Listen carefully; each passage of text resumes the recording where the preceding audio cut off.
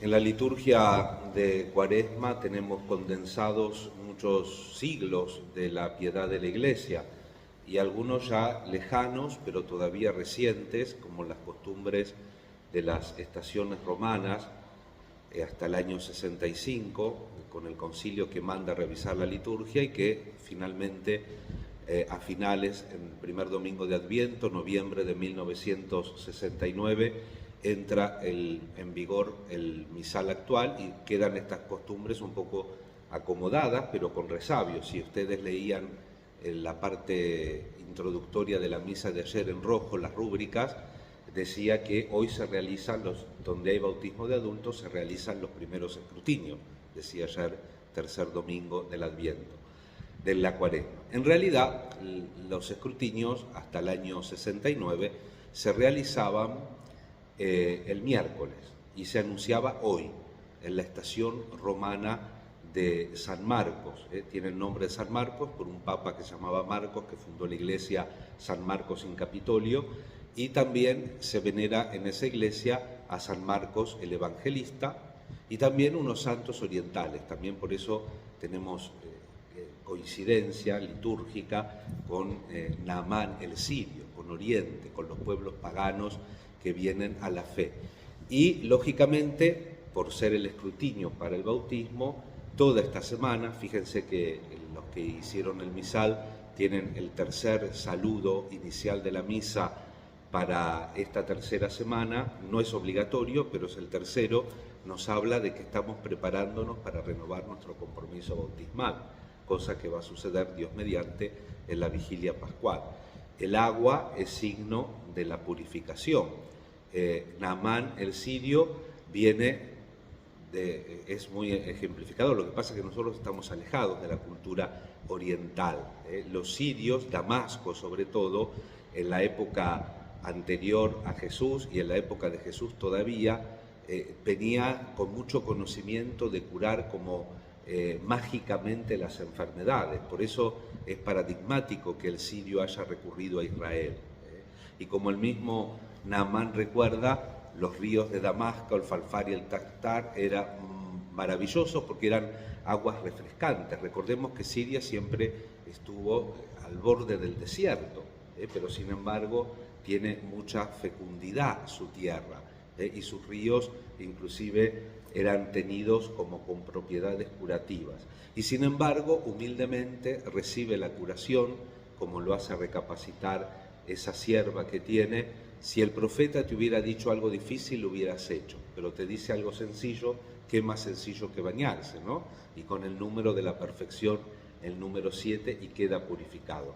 Así es el bautismo para nosotros, un rito sencillo, aunque en el rito antiguo era un poquito más complicado bautizar, sin embargo sigue siendo un rito sencillo para el fruto que tiene, la eficacia que tiene el bautismo, que nos perdona el pecado original, nos incorpora a la iglesia, nos da las semillas de la fe, la esperanza y la caridad, las famosas virtudes infusas, junto con ellas todas las correlativas, y básicamente nos introduce en la dinámica de la caridad, del amor de Dios. Preparémonos de verdad para recibir el bautismo, con este gesto sencillo también que cada año tenemos en la vigilia pascual de renovar nuestro compromiso bautismal. Decía Tertuliano que lo maravilloso del bautismo es la sencillez, y la fuerza del bautismo, del sacramento, se cumple precisamente porque Dios con actos muy sencillos puede lograr efectos maravillosos, como es la filiación divina. Por el bautismo, nos recuerda Romanos 6, también que lo leemos en la liturgia pascual, estamos incorporados, somos incorporados a la muerte y a la resurrección de Cristo por el bautismo, y somos miembros de la Iglesia. Lo recordábamos ayer en el tercer domingo con la lectura del Evangelio. El verdadero templo es el cuerpo de Cristo. Los templos materiales son signos del verdadero cuerpo, Cristo la cabeza y nosotros sus miembros. Y no nos tenemos que acostumbrar a esto. San Clemente decía: haznos huir de la rutina, porque la rutina ahoga al hombre. lo aparta de la verdad y lo aleja de la vida, decía San Clemente, el padre de la Iglesia. Pidamos al Señor esta gracia en esta Eucaristía de esta tercera semana. Pensemos en nuestro bautismo. El Papa Francisco dice que averigüemos la fecha de nuestro bautismo y lo celebremos como un día importante. Yo nací en el año 71, el 23 de abril, y me bautizaron el 29 de abril del 72. Cada uno de nosotros tendríamos que recordar la fecha de nuestro bautismo, así como cada año en la Pascua renovamos esos compromisos, que en el caso de la mayoría de los todavía actuales nos bautizaron cuando eran chiquitos, o sea que nuestros padres y padrinos y la comunidad cristiana hizo la profesión de fe que nosotros asumimos y que tratamos de vivir cada día.